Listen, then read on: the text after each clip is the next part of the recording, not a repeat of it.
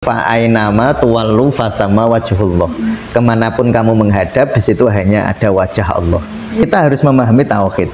Nah, tauhid itu kata kuncinya begini: merelatifkan dunia, memutlakkan Allah. Ustadz, berarti semua yang ada di dunia ini dari Allah? Betul, 100%. Nggak ada yang nggak dari Allah.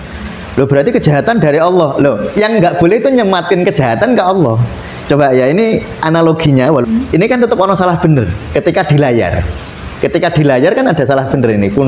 Pendowo bener, Kurawa salah. Tapi sopo sing wani nyalahke dalang?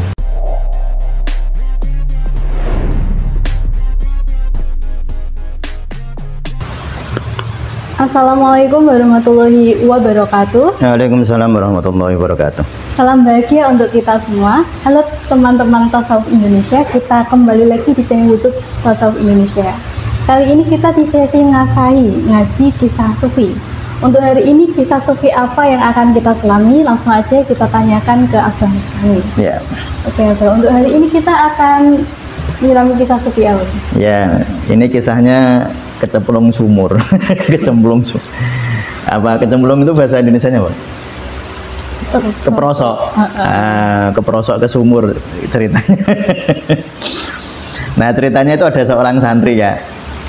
Nah, seorang santri senior ini ya, dia sudah merasa ngajinya sudah lama. Ya, merasa sudah mendekati level gurunya akhirnya. Nah, tiba-tiba suatu ketika dia pas ada di sebuah tempat itu, dia masuk ke sumur gitu, jadi kecemplung sumur atau keprosok ke sumur. Nah, teman-temannya kan pada mau nolong ya. Nah, pada nolong kan, mas atau kang gitu. Ayo tak tarik sama ini, sama apa tali gitu. Dia nggak mau, nggak mau. Saya mau menunggu pertolongan Allah. Saya nggak mau minta pertolongan kepada manusia. Saya hanya mau menunggu pertolongan dari Allah. Nah, jawab begitu, santrinya yang lain nggak bisa ngomong. Dia santri senior. Nah, akhirnya bener ini, dia pergi. Beberapa jam kemudian ada santri lagi yang lain mau minta tolong, mau menolong juga ini, dikasih tali lagi. Ayo Kang, tak tarik ke atas, bahaya kalau di bawah terus ini. Nah, dia nggak mau, udah terlanjur merasa imannya kuat ya. Enggak, saya mau nunggu pertolongan Allah saja. Saya nggak mau minta pertolongan manusia. Santrinya pergi lagi. Nah, sore menjelang malam itu kan pada khawatir ya, ini masih di dalam sumur gimana ini? Akhirnya datang lagi sekelompok santri yang ketiga kalinya.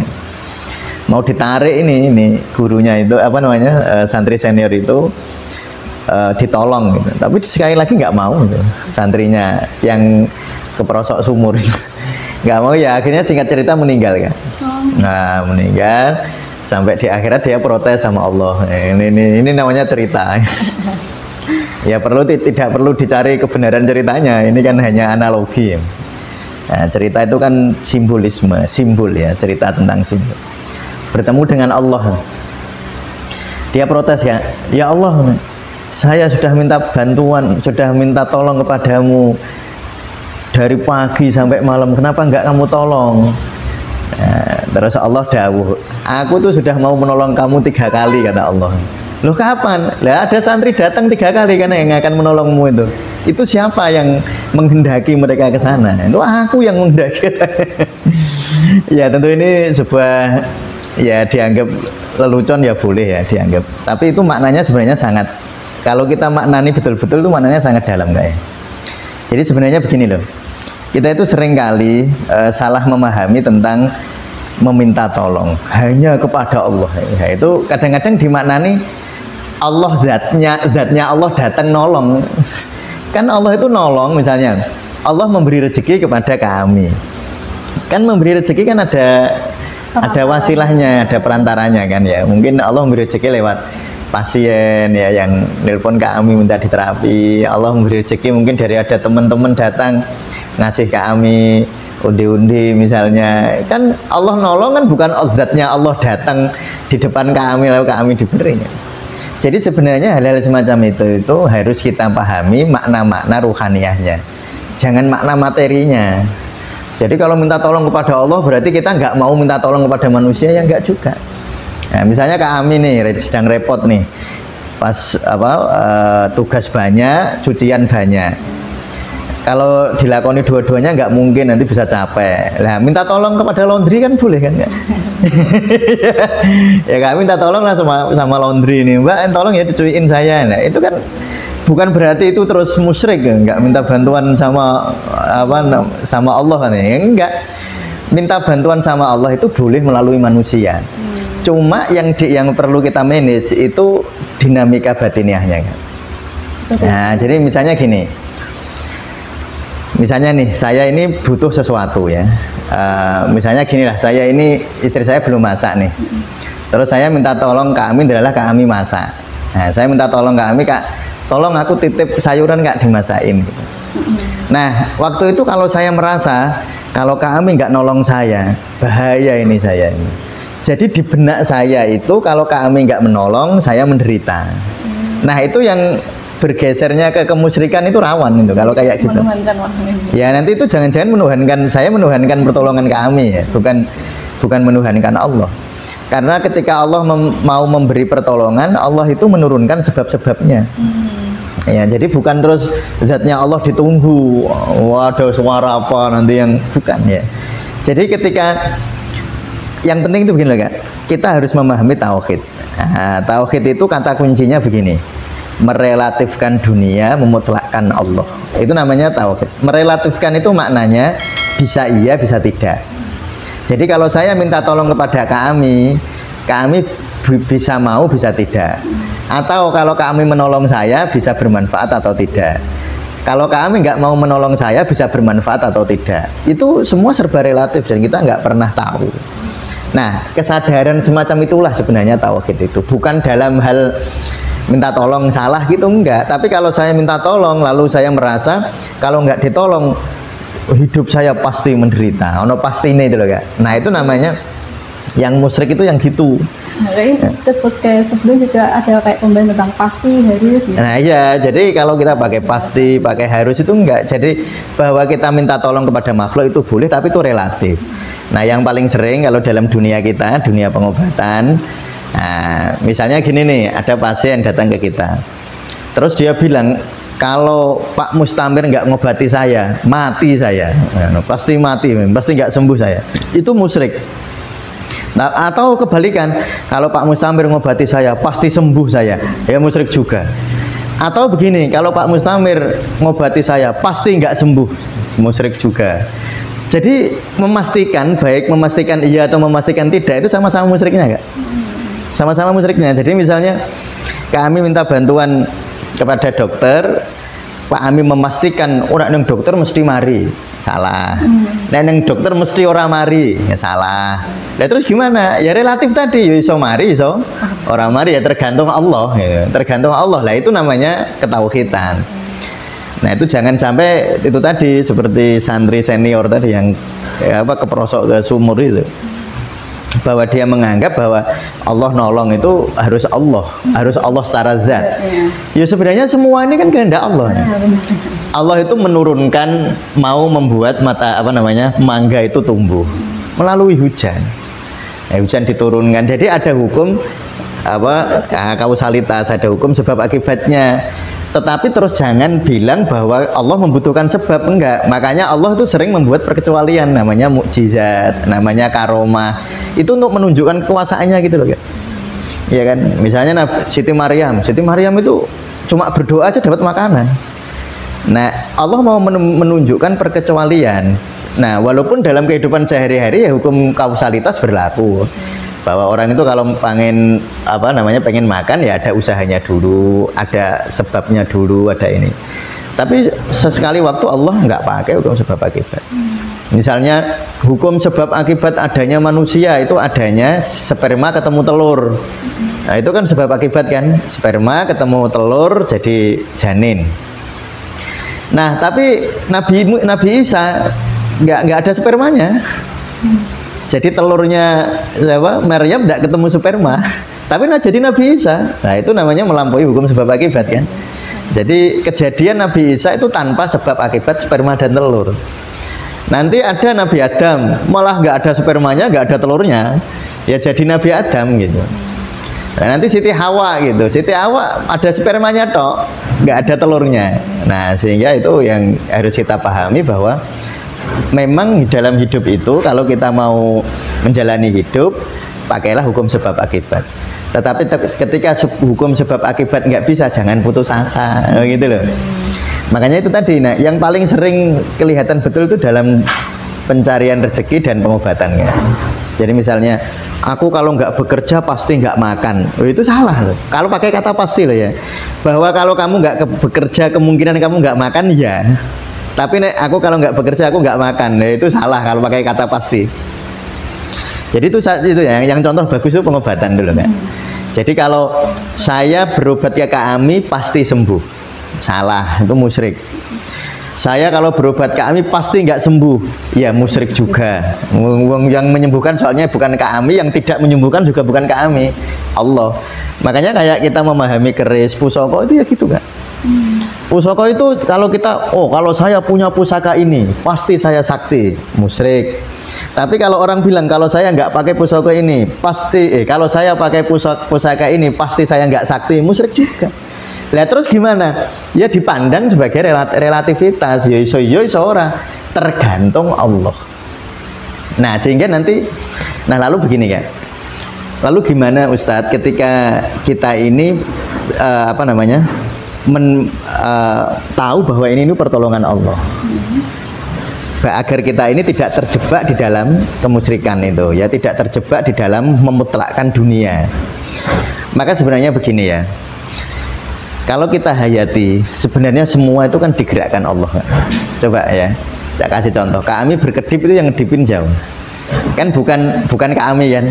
Ya, Kami berkedip sehari kayak orang itu berkedip sehari itu kurang lebih 12 karena setiap menit itu kita berkedip kurang lebih 12 kali. Semenit ya, tiap 5 detik itu kita berkedip sekali. Nah, tidurnya 6 jam. Berarti berkedipnya kan selama 18 jam ya. Kalau semenit itu 12 kali, berarti 12 kali 60 kali 24 kali 16 itu sehari loh kan nggak nyuruh kan, ya kedip sendiri. Bahkan yang luar biasa itu ketika ada debu kita kadang-kadang refleks kedip. Berarti yang gerakin siapa? Ya, jadi sebenarnya semua gerakan itu sebenarnya dari Allah. Jadi yang penting bagi kita itu hanya menyadari itu, hanya menyadari. Cuma karena ini Allah yang menggerakkan, maka berarti yang mutlak itu Allah. Yang digerakkan nggak mutlak. Ya, yang digerakkan itu nggak mutlak karena kita tidak tahu. Misalnya Kami ada orang nih berobat ke Kami nih. Apakah Allah menjadikan sembuh atau tidak? Nggak tahu. Yang jelas Kami Kami bergerak atau Kami misalnya melakukan refleksi, melakukan terapi doa, melakukan terapi zikir. Yang bergerak kan Kami.